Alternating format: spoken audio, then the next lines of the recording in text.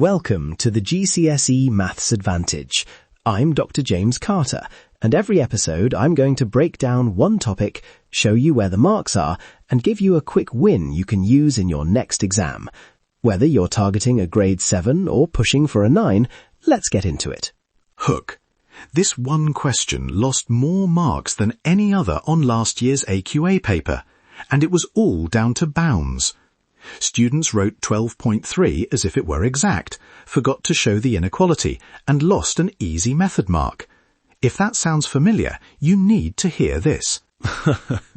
It happens every year. Tiny round indecisions, big mark losses. Today, we'll make bounds feel simple, not scary. The concept.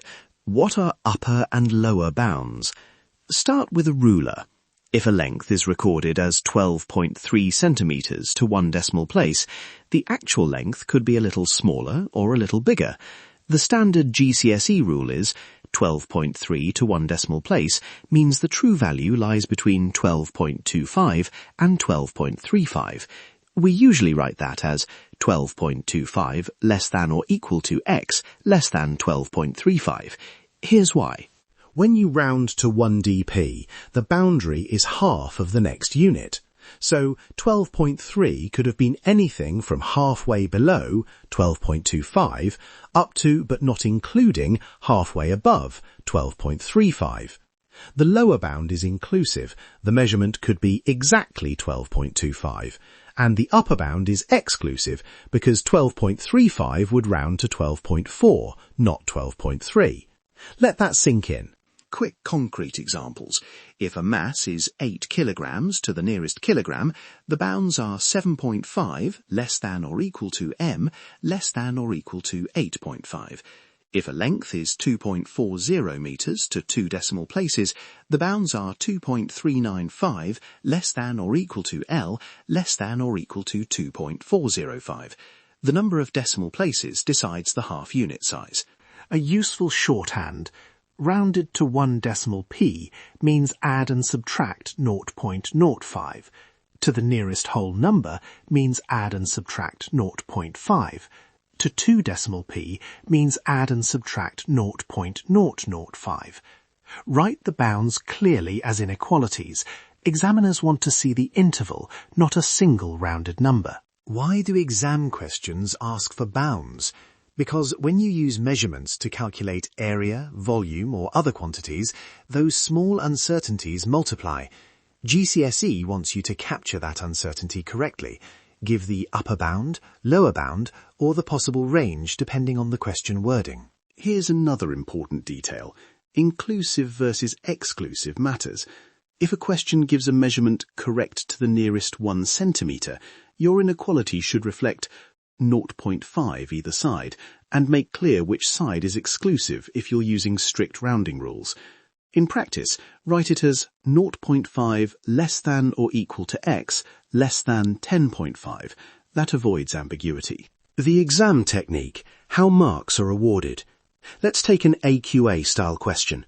A rectangle has length 2.4 centimetres, correct to 1dp, and width 3.5 centimetres, correct to 1dp. Find the possible range of the area. This is typically a 3 or 4 mark question. Here's the mark breakdown you should aim for. Marking breakdown. M1 for writing the correct bounds for each measurement, so 2.35 less than or equal to L less than 2.45 and 3.45 less than or equal to W less than 3.55.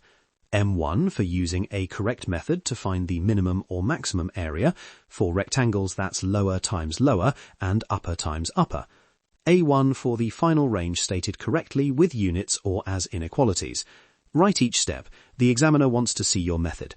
Write it down, don't just think it. Common marking pitfalls.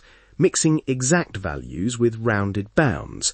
For example, multiplying 2.4 by the upper bound of width is wrong unless you justify the rounding consistently. Another is missing units on your final answer, or giving the answer as 2 numbers without an inequality. These cost marks unnecessarily. A practical tip. Label your bounds clearly on the page. Write lower bound L equals 2.35 centimetres and upper bound L equals 2.45 centimetres. Do the same for the width. Then write expressions such as A min equals 2.35 times 3.45 and A max equals 2.45 times 3.55. Even if you can't finish the arithmetic, you've shown the correct method and you will often get method marks. Marks are there for the taking. The quick win. A single 10-second check to avoid common errors. Use this routine every time you see a measurement. U. Units. Write them down. C. Check rounding interval. Half the last place. R. Write inequality. Make the upper bound exclusive if it's a to nearest statement. Say that to yourself before you start calculations. In practice, before you multiply or divide, write the bounds and circle your half unit. That 10-second habit catches 3 of the most common errors: wrong bound size, wrong inequality direction, and inconsistent rounding. Also, simple subtraction check. After you find a maximum and minimum, pick one of your original rounded values and check the computed area would round back sensibly. It's a fast sanity check that tutors and examiners love. Don't skip the check. That's your quick win for today. If this helped, share it with a friend who's revising. You'll find more work solutions and revision resources at jcacademyonline.co.uk. Until next time, trust the process and nail that exam. Bonus, practice question walkthrough. Let's work through the rectangle example fully. Length 2.4 centimetres, 1 decimal place, so 2.35 less than or equal to L less than or equal to 2.45. Width 3.5 centimetres, so 3.45 less than or equal to W less than or equal to 3.55.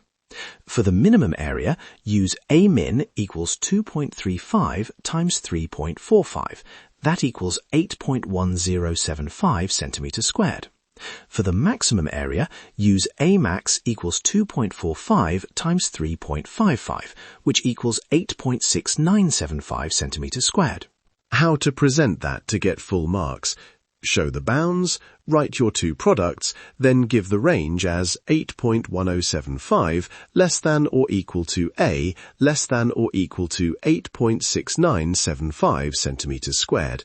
But GCSE usually wants answers to a sensible number of significant figures, or an inequality. In this case, write the final answer as 8.11 less than or equal to A less than or equal to 8.70 centimetres squared if asked to give to 2dp, or state the inequality with the full values if not specified. Common student answers we see. Students write 8.10-8.70 without showing where those numbers came from, or they round each intermediate value too early. That loses method marks. Always keep full arithmetic, then round your final range once, and show the unrounded intermediate products if you can. A final classroom resource note, we have a printable bounds checklist with examples, the exact steps and the UCR routine over at jcacademyonline.co.uk. Teachers, there are also slide-ready examples you can drop into a lesson. Recap in one sentence. Upper and lower bounds are about capturing the half unit above and below a rounded value, writing them clearly as inequalities, and using those bounds consistently in your working so you earn the method marks. That's your quick win for today. If this episode helped, visit jcacademyonline.co.uk for 50 worked solutions covering every topic we discuss on this show, plus the printable bounds checklist. Stay curious.